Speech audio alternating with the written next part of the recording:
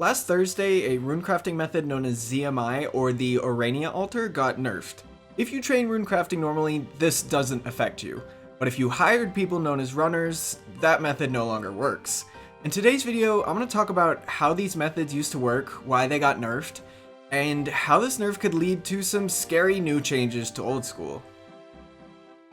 So first of all, for those of you who have never done ZMI, here's a quick rundown. You teleport to the Ourania altar using the Lunar Spellbook, withdraw pure essence, run to the altar, craft your runes, and repeat. Depending on your level, you can get anywhere from 20k XP an hour to almost 50k.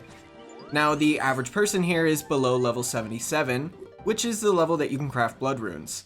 So for our purposes, you'd be getting around 35k XP an hour, maybe 40 if you're lucky.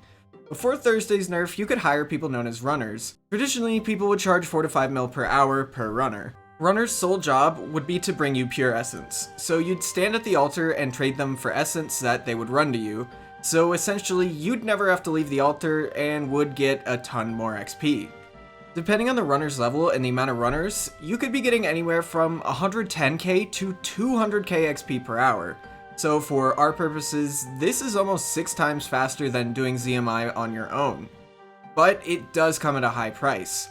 With 5 experienced runners, you'd be paying around 20 to 32 mil per hour and getting roughly 180 to 200k XP per hour. So why actually do this? Well, to be honest, runecrafting is not fun.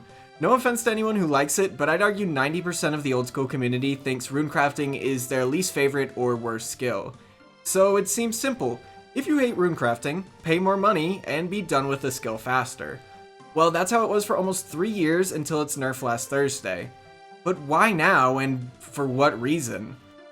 The dev blog says, players may no longer trade in the Ourania cave. This means boosted runecraft XP rates are no longer accessible here through having other players fetch essence. This change has been made so the attainable XP rates, up to 180k XP per hour, no longer drastically exceed what was originally polled. Now, here's the thing. Running is not a new thing in old school. It's happened since the creation of the skill. The first few weeks old school was open, nature rune running was one of the best ways to make money. The fact that Jagex didn't think running would happen at ZMI, or didn't consider it, really just doesn't make any sense. So I dug a little bit deeper. I joined a few of these ZMI clans and discords and asked around. First I asked a high-ranking member of one of these clan chats who wished to remain anonymous. They told me that a lot of players concerned with EHP had been complaining to Jagex for months and months about it. But what exactly is EHP? To keep it simple, it's an abbreviation for something known as efficient hours played.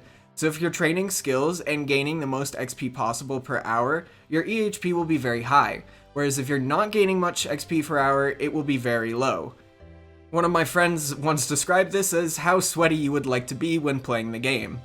In order to get the highest EHP possible, you needed to be able to hire runners, as without it, other forms of runecrafting are, like I said, 5 times slower, if not more. We'll get to why this nerf doesn't change anything for these EHP concerned players, and in fact may make things worse. So this begs the question, why do this update? Well, I did some more research, and much of this community believes that Jagex is not very fond of player-to-player services. I asked the leader of the ZMI Friends chat for examples of this, and they told me about the changes made to Blast Furnace a few years ago that essentially just killed off clans using it. Going back to the changes made to ZMI, here's why this update will do nothing to help EHP concerned players. Running is still a thing, and in my opinion always should be because it's been around since runecrafting was created in the original RuneScape too. Old altar running methods have resurfaced and replaced ZMI. For example, astral running is around 4 to 5 mil per runner, and with 4 runners you can get roughly 125k XP per hour. That's a bit less than the 150k you would normally get at ZMI, with 4 people, but it's not bad, especially because it's seemingly just as AFK, if not more, because you don't have to drop runes. Not to mention, with 4 runners, you're making back 2 mil with the runes you craft. For those looking for even more XP, there's lava running. Although it's extremely click intensive and costly, you can get over 200k XP per hour with 4 runners. However, prices start at 5 mil an hour and can get as high as 7, 8, or maybe even 9. This is more or less on par with ZMI, if not better, just more expensive. So people who complained about the XP rates only made it more expensive for themselves should they in the future change their mind and want to achieve this maximum EHP. Now, you're probably wondering about the video's title. Why is this actually such a big deal? Well, the XP you could get from ZMI running was an unintended mechanic, and caused players to be concerned that Jagex would get rid of other unintended mechanics or overpowered things, such as prayer flicking. Luckily for us, Jagex made a statement that since the discovery of flicking, they have designed multiple pieces of content around it and will not be removing it. One of the main things I can think of is the Inferno. You can do the Inferno without prayer flicking, it's just extremely difficult. However, there are plenty of other mechanics and markets Jagex could still go after. If you take a look at the old school subreddit, this nerf has caused a chain reaction, and there are a lot of posts asking for nerfs of things like the blowpipe or rapier, and even the scythe, which although a lot of these have been considered overpowered in some areas for quite some time, it's gaining more traction than I've ever really seen before. Another market many players believe Jagex will go after is wilderness emblem farming.